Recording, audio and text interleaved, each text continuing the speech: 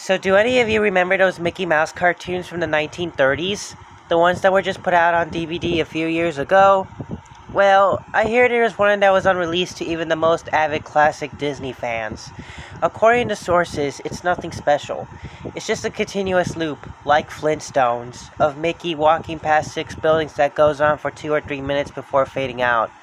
Unlike the cutesy tunes put in, though, the song on this cartoon was not a song at all. Just a constant banging on the piano for a minute and a half before going to white noise for the remainder of the film. It wasn't the jolly old Mickey we come to love either. Mickey wasn't dancing, not even smiling, just kind of walking as if you or I were walking, with a normal facial expression. But for some reason his head tilted side to side as he kept this dismal look. Up until a year or two ago, everyone believed that after it cut to black, and that was it. When Leonard Maltin was reviewing the cartoon to be put in the complete series, he decided it was too junk to be on the DVD, but wanted to have a digital copy due to the fact that it was a creation of Walt.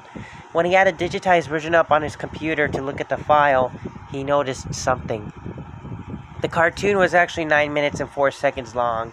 This is what my source emailed to me. In full, he is personal assistant of one of the higher executives at Disney and acquaintance of Mr. Maltin himself.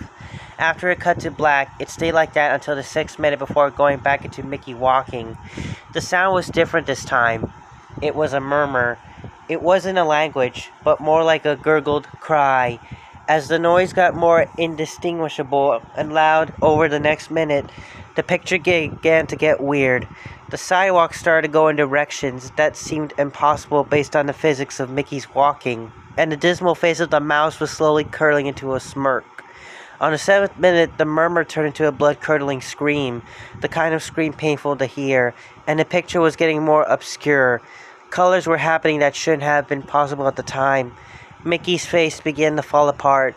His eyes rolled on the bottom of his chin like 2 marbles in a fishbowl, and his curled smile was pointing upward on the left side of his face. The buildings became rubble, floating in midair, and the sidewalk was still impossibly navigating in warped directions.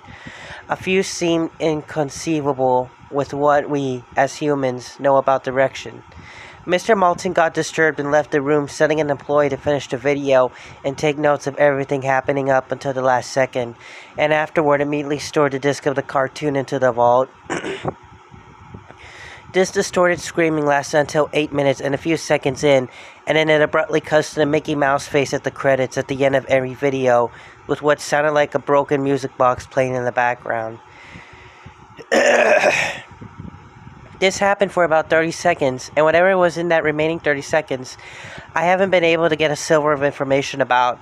From a security guard working under me who was making rounds outside of that room, I was told that after the last frame, the employee stumbled out of the room with pale skin, saying, "Real suffering is not known," 7 times before speedily taking the guard's pistol and offering himself on the spot.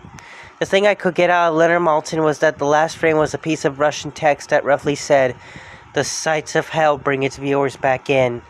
As far as I know, no one else has seen it, but there have been dozens of attempts at getting the file on rapid share by employees inside the studios, all of whom have been promptly terminated their jobs.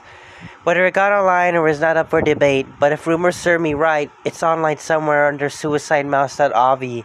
If you ever find a copy of the film, I want you to never view it, and to contact me by phone immediately. Regardless of the time, when a Disney death is covered up as well as this, it means this has to be something huge.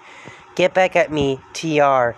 I've yet to find a copy of this, but it is out there. I know it.